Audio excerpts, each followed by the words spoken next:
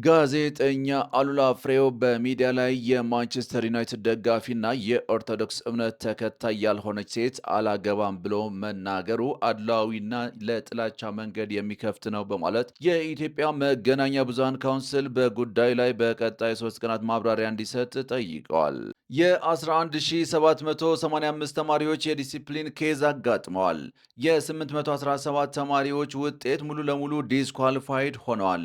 የፈተና ሰዓት ያልተገበሩ 2076 ልጆችም ዲስኳሊፋይድ ናቸው ሲሉ ዶክተር እሸቱ ከበደ ገለጹ። በኢራን የሟቾች ቁጥር 3100 ማለፉን የሰብአዊ መብቶች ኤጀንሲ አስታወቀ። በመካከለኛው ምስራቅ ያለው ጦርነት መቋጫው የት ይሆን? ይህስ በዓለማችን ላይ ምን ተጽዕኖ እያሳደረ ነው? ከዚህ ባሻገር በዓለማችን ላይ ዛሬ ምን አዳዲስና አበይት ክስተቶች ተፈጥሯል? ሰላም ጤና ይስጥልኝ። ትኩስና ተአማኒ መረጃዎችን ወደ እናንተ በምናደርስበት ምን አዲስ ፕሮግራማችን ተመልሰናል። ቪዲዮውን ላይክ በማድረግ አብራችሁን ቆዩ።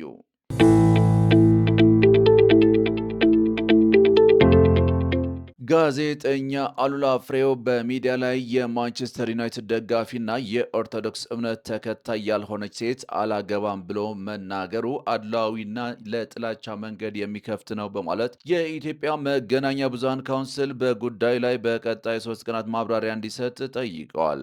የደብዳቤውን ይዘት እንደሚከተለው አቀርበዋለሁ። ለትርታ ኤፍኤም 97.6 አዲስ አበባ። ጉዳዩ በሲዲ ስፖርት ፕሮግራም ላይ የቀረበን ቅሬታ በተመለከተ ማብራሪያና ምላሽ መጠየቅን ይመለከታል። የኢትዮጵያ መገናኛ ብዙሃን ምክር ቤት በስነ ምግባር የታነጸ በኃላፊነት ስሜት ህዝብን የሚያገለግል ሚዲያ በሀገራችን እንዲጎለብት የሚሰራ ተቋም ሲሆን በመገናኛ ብዙሃን አዋጁ 1238 በ2013 መሰረት በህግ ተመዝግበው ፍቃድ የወሰዱ ከ120 በላይ የህዝብ የንግድ የማህበረሰብ መገናኛ ብዙሃንን የበይነመረብ ሚዲያና የጋዜጠኞች ሙያ ማህበራትን በአባልነት በማቀፍ የእርስ በርስ የቁጥጥር ስርዓት ተግባራዊ እያደረገ የሚገኝ ተቋም ነው። በሬዲዮ ጣቢያችሁ የካቲት 17 ቀን 2018 ዓ.ም በሲዲ ስፖርት የቀጥታ ስርጭት ፕሮግራም ላይ በተላለፈው ይዘት ዙሪያ ለኢትዮጵያ መገናኛ ብዙሃን ምክር ቤት ቅሬታ ቀርበዋል። በዕለቱ በነበረው ስርጭት ላይ የፕሮግራሙ ተባባሪ አዘጋጅ ጋዜጠኛ አሉላ ፍሬው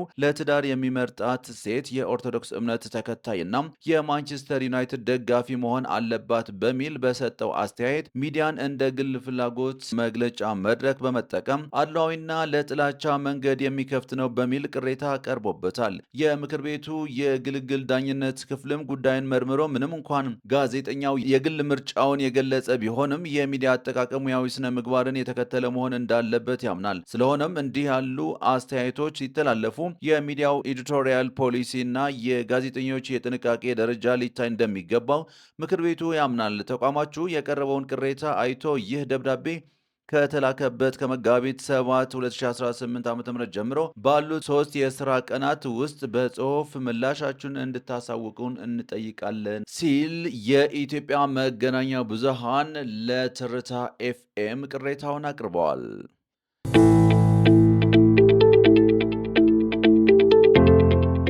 የ11785 ተማሪዎች የዲሲፕሊን ኬዝ አጋጥመዋል። የ817 ተማሪዎች ውጤት ሙሉ ለሙሉ ዲስኳሊፋይድ ሆነዋል። የፈተና ሰዓት ያልተገበሩ 2076 ልጆችም ዲስኳሊፋይድ ናቸው ሲሉ ዶክተር እሸቱ ከበደ ገለጹ። አቴንዳንሳቸው በአግባቡ ሪፖርት ሳይሆን ተፈትነናል ያሉ ወደ 9561 ተማሪዎች አሉ። የእነርሱም ለጊዜው ያዝ ተደርገዋል። ህጋዊ ምክንያት ሲያቀርቡ ውጤታቸው ይለቀቃል ሲሉም ዶክተሩ አክለዋል። የ2018 ዓ.ም አጋማሽ ዓመት የመውጫ ፈተና ከወሰዱ ተማሪዎች መካከል ከ11700 በላይ የሚሆኑት የዲሲፕሊን ችግር እንደተገኘባቸው የትምህርት ምዘናና ፈተናዎች አገልግሎት ለቲክቫ ኢትዮጵያ ገለጸ።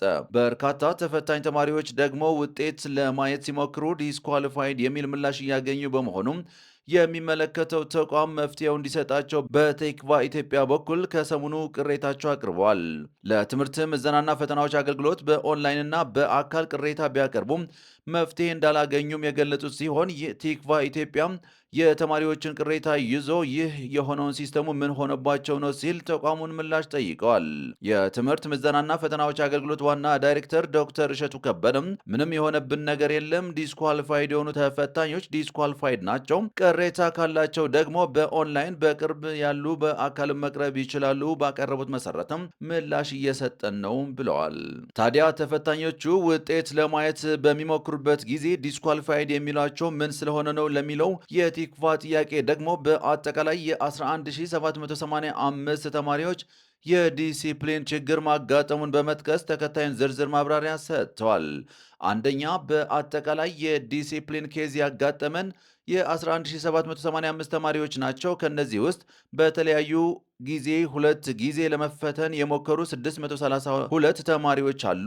ሁለተኛ፣ 817 ተማሪዎች በፈተና ወቅት ያልተፈቀዱ እንደ ስልክ፣ ስማርት ሰዓትና አጠሬራ በፈተና ወቅት ይዞ በመግባት ክፍል ውስጥ መረበሽ፣ ኮምፒውተሮች ላይ ጉዳት ማድረስ፣ ሌላ ሰው እንዲፈተንላቸው ወይም ለሌላ ሰው ለመፈተን ሞክረው ፈተና ሲሰጡ የነበሩ ሰዎችም ሪፖርት አቅርበዋል።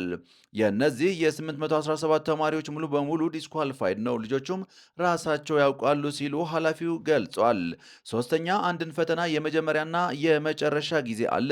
ማንም ተማሪ የፈተናውን 25% አሎድ ታይም ተጠቅሞ ክፍል ውስጥ መገኘት አለበት፣ አለበለዚያ ውጭ ላይ ሌላ ኮሚኒኬሽን ይፈጠራል ተብሎ ኦሪየንቴሽን ተሰጥቷል። ያንን የፈተና ሰዓት ያልተገበሩ 2076 ልጆችም አሉ። የእነዚህም ዲስኳሊፋይድ ነው ተብሏል። አራተኛው የተፈታኞች በተመደቡበት የፈተና ክፍል አለመገኘት ነው። ክፍል ያለመገኘት አቴንዳንስ በአግባቡ ያለመፈረም አለ። አቴንዳንሳቸው በአግባቡ ሪፖርት ሳይሆን ተፈትነናን ያሉ ወደ 9561 አሉ። የእነርሱም ለጊዜው ያዝ ተደርገዋል። ይህ ማለት በጤና እክል ምክንያት ከተመደቡበት ቦታ ውጭ ሌላ ጋር ተፈትነው ይሆናል። በልዩ ሁኔታ ተፈቅዶላቸው የተዛወሩበትን ሕጋዊ ምክንያትና ያዛወራቸውን ሰው የፈቀደበትን ሲያቀርቡ ውጤታቸው ይለቀቃል። ነገር ግን ክፍሉ ውስጥ ገብቶ አቴንዳንስ ሳይፈርም ተፈትኛለሁ ቢል ተቀባይነት ስለሌለው አቴንዳንስ ላይ የሌለበትን ምክንያት እስካላቀረቡ እና እስካልተጣራ ድረስ ውጤታቸው ሙሉ በሙሉ ይሰረዛል። ይህ ዘንድሮ የተደረገ አይደለም፣ አዲስ የወጣ ሕግም አይደለም ብለዋል። ነገር ግን ቅሬታ አለኝ የሚል አካል ካለ ቅሬታውን ማቅረብ ይችላል።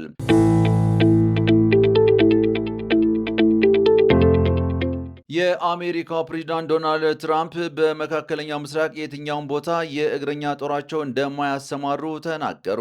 ትራምፕ 3 ሳምንት ሊሞላው የተቃረበው በኢራን ላይ የሚካሄደው ጦርነት ከታቀደለት ጊዜ ፈጥኖ እየተካሄደ ነው ሲሉም ተናግረዋል። ፕሬዝዳንቱ የአሜሪካ ወታደሮች ይሰማሩ እንደሆነ ጥያቄውን ላቀረቡላቸው ጋዜጠኞች በሰጡት ምላሽ ብናቅድ እንኳን አልነግርህም ሲሉ ምላሽ ሰጥቷል።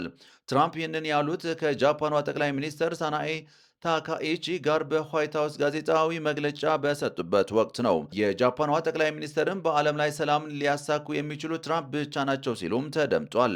አክሎም ኢራን የኒውክሌር ጦር መሳሪያ እንድታበለጽግ በጭራሽ ሊፈቀድላት አይገባም ሲሉም ገልጿል። ታካኢቺ የጃፓን ባለስልጣናት ኢራን በኢነርጂ መሰረተ ልማቶች ላይ የምትፈጽማቸውን ጥቃቶች እንድታቆም በቀጥታ መጠየቃቸውንም ተናግረዋል።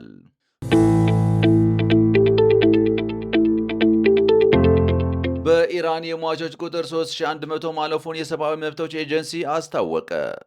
መቀመጫውን በአሜሪካ ያደረገው የሰብአዊ መብቶች አክቲቪስቶች የዜና ኤጀንሲ ሂርና በመካከለኛው ምስራቅ ጦርነቱ ከጀመረበት ከየካቲት 21 2018 ዓ.ም ጀምሮ በኢራን የሞቱ ሰዎች ቁጥር 3186 መድረሱን አስታውቋል።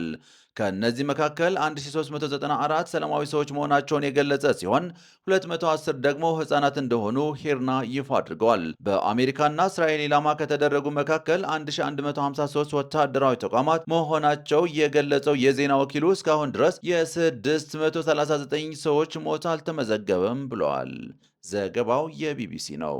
ክቡራትና ክቡራን ተመልካቾቻችን ለዛሬ የነበሩን መረጃዎች እነዚህን ይመስሉ ነበረ። ስለ አብሮነታችሁ እናመሰግናለን። ሰላም፣ ፍቅር፣ ጤና ለሁሉም